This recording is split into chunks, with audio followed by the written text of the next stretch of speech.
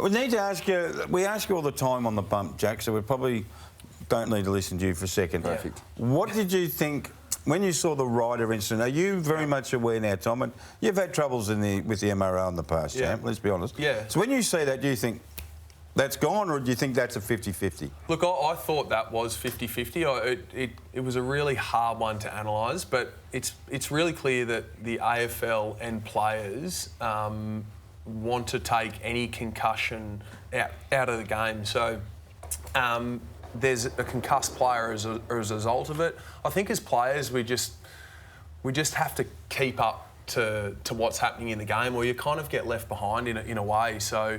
Well, you don't play. Was it 2 weeks? You don't play. Was it 2 weeks? I'm not 100% sure it's 2, but it's the result is that the Will Day's concussed and he misses 2 weeks of footy. So what are you going to do if you're in that situation and you're a robust player?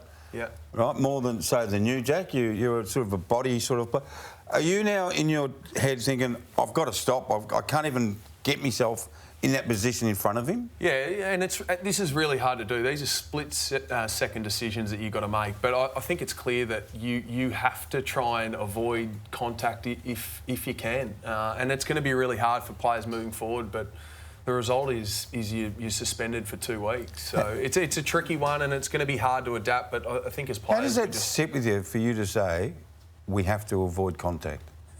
Being guys have been around for how many years? 16? 16. Well, that's a huge change, isn't it? The result is evident by the players that are having issues post-career with concussion or have been forced to retire because of concussion. So the evidence is there.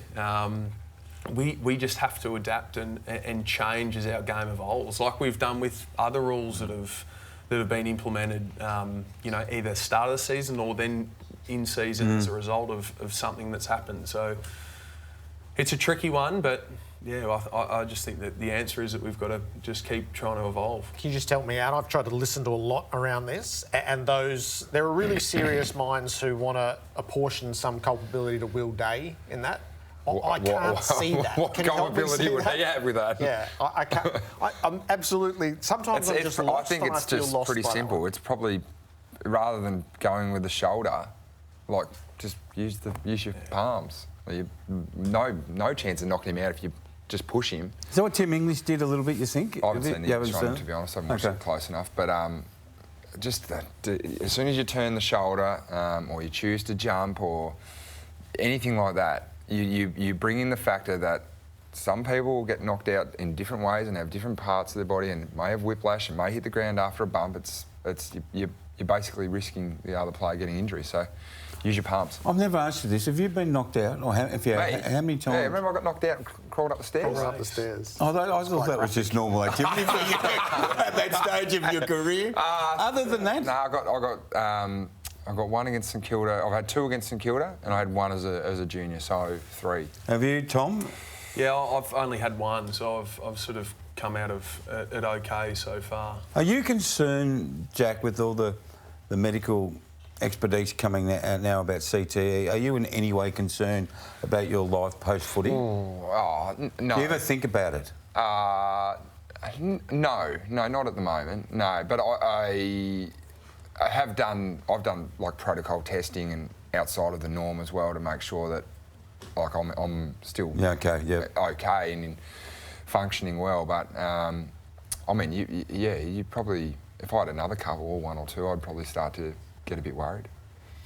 Are you heartened with the way you've started the season, Tom?